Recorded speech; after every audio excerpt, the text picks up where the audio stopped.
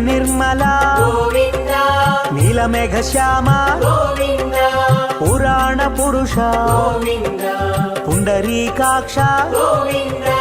Govinda Hari Govinda Venkataramana Govinda Govinda Hari Govinda Venkataramana Govinda